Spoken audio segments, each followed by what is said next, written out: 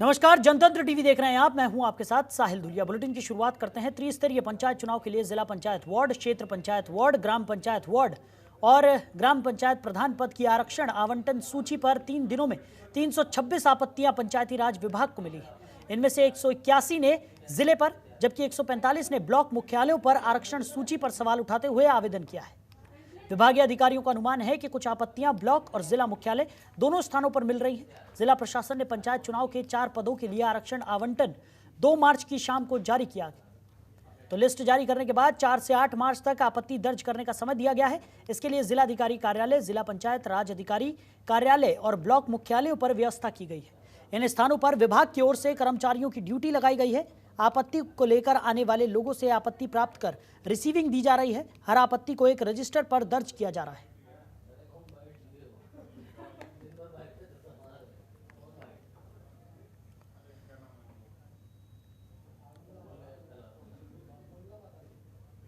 वहीं मुख्यमंत्री योगी आदित्यनाथ ने मिशन शक्ति के दूसरे चरण के शुभारंभ को लेकर समीक्षा बैठक की। इसके दौरान महाशिवरात्रि, होली और अन्य पर्वों पर कड़ी सुरक्षा व्यवस्था किए जाने के भी निर्देश दिए गए।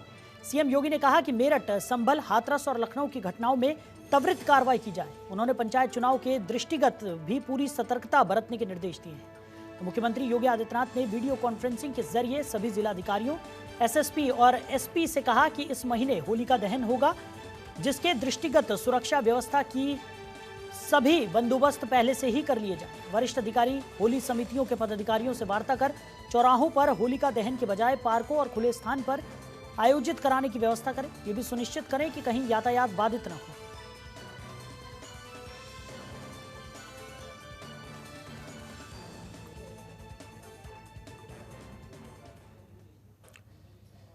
तो उत्तर प्रदेश में 20 लाख से ज्यादा कोविड वैक्सीन की डोज लगाने वाला देश का पहला राज्य बन गया है। इस सफलता पर मुख्यमंत्री योगी आदित्यनाथ संतोष व्यक्त करते हुए कोविड टीकाकरण को पूरी गति से संचालित करने के निर्देश देते हुए नजर आए। उन्होंने कहा कि कोविड-19 से बचाव और उपचार की प्रभावी व्यवस्था को बनाए रखा जाए। उन्होंने कहा कि संक्रमण की दर में उल्लेखनीय कमी के बावजूद कोरोना का खतरा अभी खत्म नहीं हुआ है, इसलिए प्रत्येक स्तर पर पूरी सतर्कता बरतना आवश्यक है। मुख्यमंत्री योगी ने अपने सरकारी आवास पर उच्च स्तरीय बैठक में अनलॉक व्यवस्था की समीक्षा के दौरान कहा कि कोरोना वायरस संक्रमण की चेन को तोड़ने में टेस्टिंग की महत्वपूर्ण भूमिका है। उन्होंने टेस्टिंग कार्य पूरी क्षमता से संचालित करने के निर्देश देते हुए फोकस टेस्टिंग किए जाने पर बल दिया। उन्होंने कॉन्टैक्ट ट्रेसिंग और सर्विलांस कार्य को पूरी सक्रियता से संचालित करने के भी निर्देश दिए।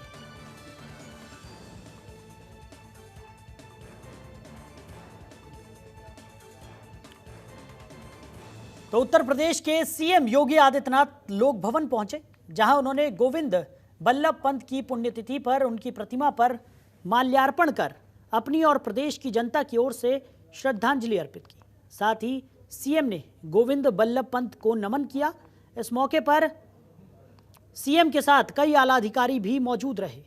तो बता दें कि सीएम अब से कुछ ही देर में विकास विभाग के साथ बैठक करेंगे और प्रदेश में हुए कामों की समीक्षा भी करेंगे।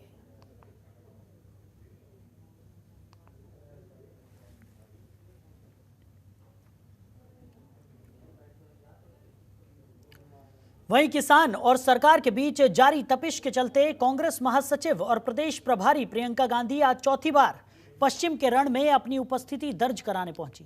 इसी कड़ी में आज दोपहर 2:30 बजे सरधना विधानसभा के कैली गांव में आयोजित किसान महापंचायत में वो किसानों के मन को टटोलने पहुंची, जहां क्षेत्र की जनता से कांग्रेस को मजबूत करने के लिए प्रियंका ने आशीर्वाद मांगा। उन्होंने यहां मन से भाजपा पर जमकर हमला बोला। उन्होंने कहा कि अंग्रेजों की ही तरह बीजेपी सरकार किसानों का शोषण कर रही है। बता दें कि अगले साल होने वाले विधानसभा चुनाव को देखते हुए कांग्रेस ने अपने अभियान की शुरुआत पश्चिमी उत्तर प्रदेश से की है। आज मेरठ पहुंचने के दौरान रास्ते में दर्जनों स्थानों पर कांग्रेस कार्यकर्ताओं ने कांग्रेस महासचिव का जोरदार स्वागत किया। इसके साथ ही प्रियंका गांधी ट्रैक्टर पर सवार होकर मंच स्थल तक पहुंची और क्षेत्र की जनता का अभिवादन किया। तो कैली गांव में किसान महापंचायत की तैयारियों को लेकर दिन भर कांग्रेस कार्यकर्ता जुटे रहे। महापंचायत स्थल पर 2 मंच तैयार किए गए।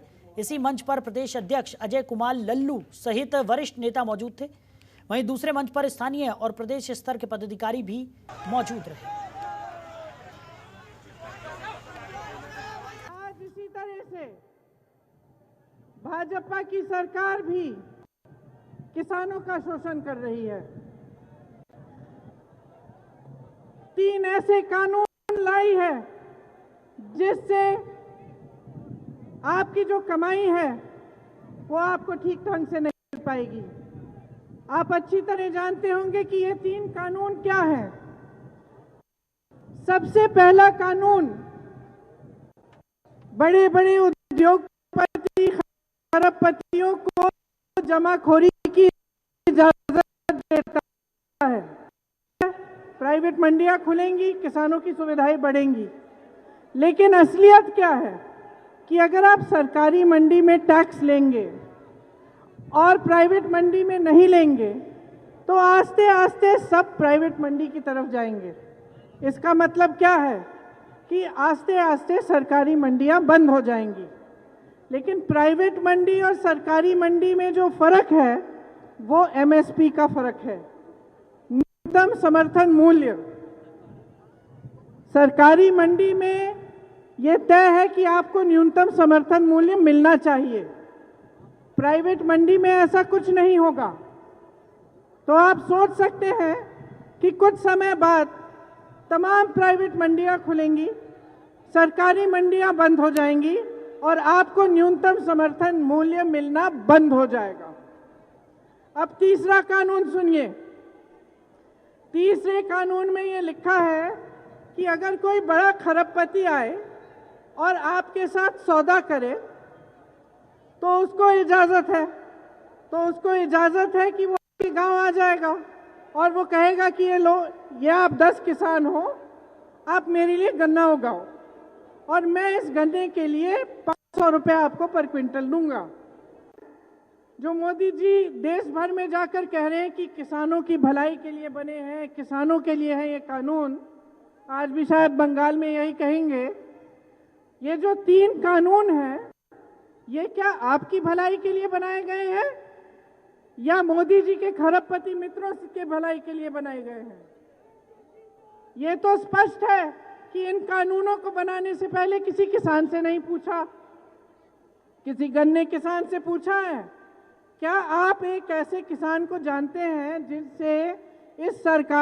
जिनसे नरेंद्र मोदी जी की सरकार ने पूछा है कि ये किसान के कानून हम किस तरह से बनाएं? जानते हैं किसी को? मैं तो नहीं जानती, मैंने तो आज तक नहीं सुना है। आज 100 दिन पूरे हो गए हैं, 100 दिन पूरे हो गए हैं। लाखों किसान दिल्ली के बॉर्डर पर बैठे हैं। किस लिए बैठे हैं? अगर ये कानून उनके लिए बनाया गया है, अगर ये कानून आपकी भलाई के लिए बना है, तो आप में से लाखों लोग बॉर्डर पे क्यों बैठे हैं? वहीं वाराणसी में पुलिस अंतर्राष्ट्रीय महिला दिवस पर 8 मार्च को जिले में 2 महिला रिपोर्टिंग चौकी की स्थापना करने जा रही है। पहली रिपोर्टिंग चौकी ग्रामीण क्षेत्रों के लिए बड़ा गांव थाना परिसर में होगी, तो वहीं दूसरी चौकी शहर लंका थाना परिसर में स्थापित की गई है। तो बड़ा गांव थाने में स्थापित रिपोर्टिंग चौकी में ग्रामीण क्षेत्र के सभी थाने की महिलाएं शिकायत दर्ज करा सकेंगी। अभी तक ग्रामीण क्षेत्रों की जिले की दूर दराज की महिलाओं को अपनी समस्या लेकर महिला थाने आने में दिक्कत होती थी। तो रिपोर्टिंग चौकी खुलने के बाद महिलाओं को अब महिला थाने नहीं जाना पड़ेगा और उनकी सभी समस्याओं का समाधान रिपोर्टिंग चौकी पर ही हो सकेगा। अक्सर दूर दराज की पीड़ित महिलाओं को महिला थाना आने में ज्यादा समय और पैसा भी खर्च करना होता था। वहीं शहर की दूसरी ओर स्थापित लंका थाने में महिला रिपोर्टिंग पुलिस चौकी का प्रभारी महिला उप निरीक्षक मालती प्रजापति को बनाया गया है। तो आपको बता दें कि इस पहल से महिलाओं की जो समस्याएं हैं वो दूर हो सकेंगी और उन्हें रिपोर्ट दर्ज कराने अब दूर नहीं जाना होगा। बढ़ते आगे, महिला दिवस को लेकर लखनऊ की मेयर संयुक्ता भाटिया ने महिलाओं को सम्मान देने की कोशिश की है। नगर निगम में ये पहला मौका था जब सिर्फ महिलाओं के साथ सदन चलाया गया। तो महापौर ने सदन की अध्यक्षता की। सदन में नगर आयुक्त अजय कुमार द्विवेदी, अपर नगर आयुक्त रचना द्विवेदी के साथ ही सभी जोन के अधिकारी और महिला पार्षद शामिल हुए। तो महापौर ने बताया कि आज शिष्टाचार के साथ सदन का काम हुआ। बहुत सी महिला पार्षदों ने स्थानीय समस्याओं के बारे में शिकायत की। उनकी बातों को ध्यान में रखते हुए स्थानीय जोनल अधिकारियों को जल्द काम पूरा करने का आदेश दिया गया। तो कांग्रेस की महिला पार्षद ममता चौधरी ने सदन की सराहना की उनका कहना था कि महिलाओं के आत्मविश्वास और सम्मान को ध्यान में रखते हुए महापौर की तरफ से जो महिलाओं के साथ सदन बुलाई गई वो बहुत ही अच्छा कदम है।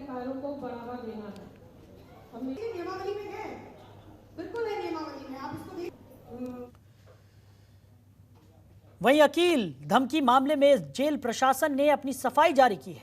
तो अधीक्षक का कहना है कि ऑडियो उस समय का है जब वो पेशी पर गया हुआ था। पूरे मामले की उच्च अधिकारियों को रिपोर्ट भेज दी गई है।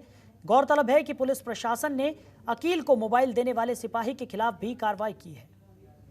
तो लगातार ये मामला उठ रहा था जहां पर अकील की तरफ से एक धमकी भरा ऑडियो वायरल हो रहा था, जिसको लेकर प्रशासन की कार्यप्रणाली पर भी सवालिया निशान लगते हुए नजर आ रहे थे। और अब पुलिस प्रशासन की तरफ से ये बताया जा रहा है कि पेशी के दौरान उसने ये धमकी भरा फ़ोन कॉल किया था। साथ ही साथ पुलिस प्रशासन का कहना है कि जिस सिपाही ने उसे मोबाइल दिया था उस सिपाही के खिलाफ भी कार्रवाई यहाँ पर की गई है।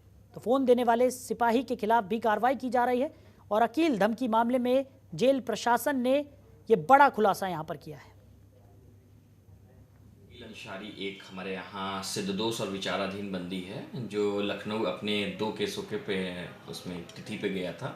एक गैंगस्टर का केस था, एक उसका पुराना जो है आयुर्वेद सेशन कोर्ट में उसका एक केस चल रहा था, तो उस पर वो बिल पे उस पर तलबी, तो 2 केसेस में उसको यहाँ से पुलिस अभिरक्षा में भेजा गया था। लगभग सुबह 8:45 बजे के आसपास में वो यहाँ से कारागार से गया था और शाम को 6 बजे के आसपास 6 बज के कुछ मिनट पर दाखिल हुआ है कारागार में।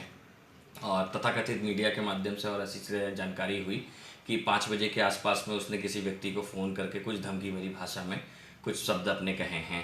तो चूँकि कारागार में वो 6 बजे दाखिल हुआ है और शिकायतकर्ता के अपने तहरीर के ही आधार पे उसमें 5 बजे के आसपास का फ़ोन कॉल का रिकॉर्ड बताया जा रहा है। तो उससे ये स्पष्ट परिलक्षित होता है कि घटना का किसी भी प्रकार से कारागार से किसी भी प्रकार का संबंध स्थापित नहीं होता है। तो झांसी में आज आग का तांडव देखने को मिला, जहां पावर हाउस के पास बने आयरन स्टोर में भीषण आग लग गई, जिससे आसपास के इलाके में अफरा तफरी का माहौल बन गया। वहीं सूचना पर फायर ब्रिगेड की गाड़ियां और पुलिस बल पहुंचा, जिन्होंने कड़ी मशक्कत के बाद आग पर काबू पा लिया। तो बता दें कि मामला बीकेडी चौराहे के पास मुन्ना लाल पावर हाउस का है। तो इस पावर हाउस में यह आग का तांडव देखने को मिला। आयरन स्टोर में यह भीषण आग लग गई थी। तो वहीं फायर ब्रिगेड की गाड़ियों ने मौके पर पहुंचकर आग पर काबू पाया। तो झांसी की ये घटना है जहां पर आयरन स्टोर में ये भीषण आग लगी। तो तस्वीरों में आप देख सकते हैं किस तरीके से आग की लपटें उठती हुई नजर आ रही हैं और धुएं का गुबार चारों तरफ फैला हुआ नजर आ रहा है। तो आयरन स्टोर में ये भीषण आग लगी थी, जिसके बाद फायर ब्रिगेड की गाड़ियों ने पहुंचकर आग के तांडव को शांत किया।